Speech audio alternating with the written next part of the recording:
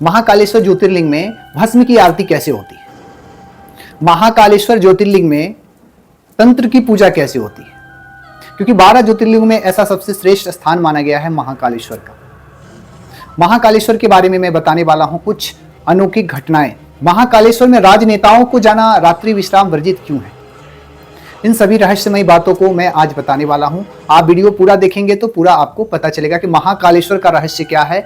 महाकालेश्वर उज्जैन जाते हैं तो उज्जैन महाकाल की किस प्रकार से हम पूजा कर सकते हैं, क्योंकि 12 ज्योतिर्लिंगों में सबसे श्रेष्ठ स्थान तांत्रिकों के लिए दिया गया है महाकालेश्वर, और उन महाकालेश्वर की बात मैं करने वाला हूं। आपको पता है महाकाल जब हम जाते हैं तो मुझे क्या क्या करना चाहिए, इन सभी इस वीडियो के माध्यम से मैं बताऊंगा। अगर आपने वीडियो को सब्सक्राइब नहीं किया है तो आप कर लो। किसी भी तंत्र से रिलेटेड आपकी परेशानी है तो आप हमारे कामाख्या तंत्रपीठ के माध्यम से कर सकते हैं उसका निवारण। जय महाकाल। मैं आज बात करने वाला हूं महाकालेश्वर, जो कि आपको उज्जैन में विराजमान है। इस ज्योतिर्लिंग की खासियत क्या है, इन सभी बातों को मैं इस वीडियो के माध्यम से बताऊंगा। आपको पूरा वीडियो देखेंगे तो आपको समझ में आएगा, क्योंकि देवादिदेव महादेव यहाँ पे साक्षात विराजमान करते हैं। यहाँ पे भस्म की आरती होती है। आपको पता है कि महाकालेश्वर में दक्षिण मुखी दरवाजा क्यों है, उसका क्या रहस्य है? क्योंकि दक्षिण मुखी दरवाजा जो महाकालेश्वर में है, क्योंकि महाकालेश्वर ज्योतिर्लिंग एक ऐसा लिंग है, भारत में एकमात्र दक्षिण मुखी शिवलिंग है जो काल की दिशा को दर्शाता है। इसका मुख दक्षिण की ओर होने के पीछे क्या है रहस्य? क्योंकि दक्षिण का जो दिशा होता है वो काल का भी दिशा होता है। दक्षिण दिशा जो यम का भी दिशा होता है, और जो आप ज्योतिर्लिंग देख रहे हैं इनकी दिशा भी दक्षिण की ओर है। जो काल पे भी विजय प्राप्त करे वो महाकाल है, क्योंकि वहां पे दक्षिण मुखी दरवाजा है और वहां पे बहुत सारे कुछ रहस्यमयी बातें हैं। दक्षिण मुखी दरवाजा होना, उसके साथ साथ में भस्म की आरती कैसे होती है?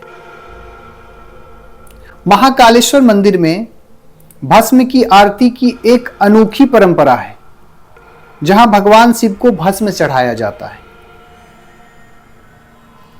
और वो भस्म कैसा होता है? जो व्यक्ति मर जाता है ना, मरते हुए जलती हुई चिता जो होते हैं, इंसान जो मरता है उसकी जलती हुई चिता जो लिया जाता है, उस चिता जो भस्म होता है उसकी आरती किया जाता है।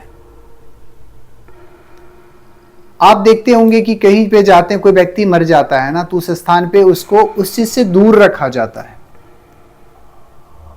कि भाई नहीं, ऐसे कोई व्यक्ति मर जाए श्मशान से दूर। परंतु वहां महादेव की इतनी कृपा है, वो साक्षात श्मशान वासी हैं, और उस श्मशान में भस्म की आरती, जो चिता जलती हुई जो चिता होती है उसका जो भस्म होता है, उस भस्म से महादेव की आरती की जाती है। ये महाकाल का विशेष मुख्यता है।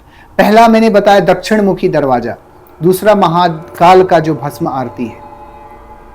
उसके साथ साथ में कुछ विशेष है कि यहाँ पे अघोरी लोग विशेष आकर के तांत्रिक क्रियाएं करते हैं। अघोर लोग जो होते हैं ना, अघोरी जो परंपराएं होते हैं, नाथ संप्रदाय, कई प्रकार की संप्रदाएं होती हैं, वो सभी आकर के यहाँ पे अघोर तंत्र की सिद्धि जल्दी प्राप्त होती है। क्योंकि महादेव हमारे जो श्मशान वासी कुदी देवादिदेव महादेव हैं, और महाकाल किसी भी प्रकार की परेशानी हो तो आप महाकाल में जाने से उसका निवारण हो जाता है। कुछ एक और भी कुछ रहस्यमयी बातें हैं जो मैं आपको बताने की कोशिश कर रहा हूं। यहाँ पे कोई भी व्यक्ति राजा से संबंधित, मंत्री से संबंधित कोई जाता है तो उसकी भी कुछ रहस्यमयी घटना है। मंत्री से संबंधित कोई व्यक्ति जाता है तो जैसे ऐसा माना जाता है कि कोई भी राजा या मंत्री इस मंदिर के पास से नहीं गुजरता है। इसके पीछे क्या है उद्देश्य? जैसे विदेश कोई व्यक्ति जाता है ना, इसमें कुछ रहस्यमयी घटना है कि वहां पे का कुछ रहस्यमयी बातें, वीडियो ज्यादा मैं बोलूंगा तो काफी बड़ा हो जाएगा, क्योंकि यहाँ पे कोई भी राजा या कोई मंत्री या कोई राजनेता रात्रि नहीं बिता सकता है। इसके पीछे भी बहुत बड़ा रहस्य है। मैं वीडियो को मैं बनाऊंगा, आपको पार्ट बाय पार्ट आपको क्लियर में समझाऊंगा, क्योंकि महाकाल है, देवादिदेव महादेव के श्रेष्ठ स्थान माना गया है महाकाल, क्योंकि यहां पे दक्षिण मुखी दरवाजा है। काल पे विजय प्राप्त करने वाले महादेव का स्थान है महाकालेश्वर। इसकी बहुत मान्यता है, क्योंकि इसकी एक आध्यात्मिक भी एक मान्यताएं है ना।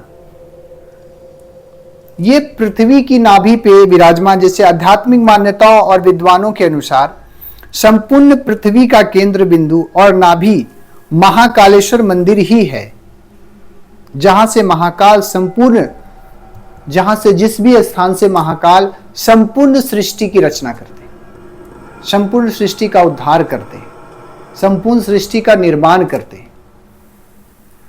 क्योंकि मोक्ष का जो कारण होते हैं ना, वो महाकालेश्वर ही होते हैं, महादेव ही होते हैं, साक्षात विराजमान रहते हैं। और हमारे अंदर जो भी किसी भी प्रकार की निगेटिविटी की हो या कोई भी प्रकार की आपकी मनोकामना हो, तो महादेव के शरण में जाने से ही उसका निवारण हो जाता है। महादेव अपने आप में सर्वोपरि है, अपने आप में श्रेष्ठ है। इनकी अनंत मान्यता है। मैं महाकालेश्वर के बारे में क्या बताऊं। महाकाल ही, उनका नाम ही है महाकाल। जो काल को जीत ले उसे महाकाल कहते हैं। उन महाकाल के बारे में मैं क्या बता सकता हूं, परंतु जितना मैं कोशिश करता हूं आपको बताने की कर रहा हूं। क्योंकि महाकाल एक स्थान है। आपने अगर पहले आप हमारा कामाख्या तंत्रपीठ जो चैनल है उसको आपने सब्सक्राइब नहीं किया तो कर लो, क्योंकि हमारे चैनल के माध्यम से किसी भी प्रकार की तंत्र से रिलेटेड परेशानी का निवारण किया जाता है।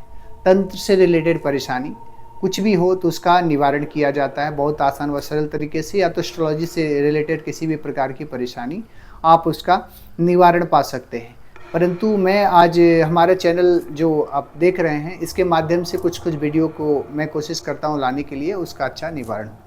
आप जो देख रहे हैं चैनल, इस चैनल के माध्यम से मैं आज बता रहा हूं कि महाकाल का दर्शन का, देखो महाकाल का दर्शन का बहुत कुछ रहस्यमय बातें हैं, एक बातें नहीं है। ये हिंदुओं का परंपराओं का सबसे सर्वोच्च स्थान माना गया है महाकालेश्वर। देवादिदेव साक्षात विराजमान रहते हैं। और ये महाकालेश्वर लोग जो जाते हैं किसी भी प्रकार की मनोकामनाओं से, तो वो कभी खाली हाथ लौट के नहीं आते। उनकी प्रत्येक प्रकार की मान्यताएं पूर्ण हो जाती हैं। मैं सभी के बारे में मैं बताऊंगा, वीडियो बड़ा नहीं करूंगा, क्योंकि अगले वीडियो में बहुत कुछ बताने वाला हूं इसका। क्योंकि राजा क्यों वहाँ पे नहीं रुकते, कोई भी मंत्री वहाँ पे क्यों नहीं रुकता है, इसकी क्या है मान्यताएं, इन सभी के बारे में मैं बताऊंगा। कुछ रहस्य, क्यों अघोर तंत्र की विद्याएं का साधना क्यों किया जाता है, तांत्रिकों की साधना का विद्या क्यों किया जाता है, क्या है उसका रहस्य। वीडियो बड़ा होगा, मैं शॉर्ट तरीके से मैंने आपको सोचा कि आप लोग देख सके, इसके कारण कुछ छोटी छोटी बातें को मैंने लेकर के आया। मैं अब वीडियो के माध्यम से मैं बताऊंगा, आप देखते रहना। जय कामरूप, जय कामाख्या, जय महाकाल।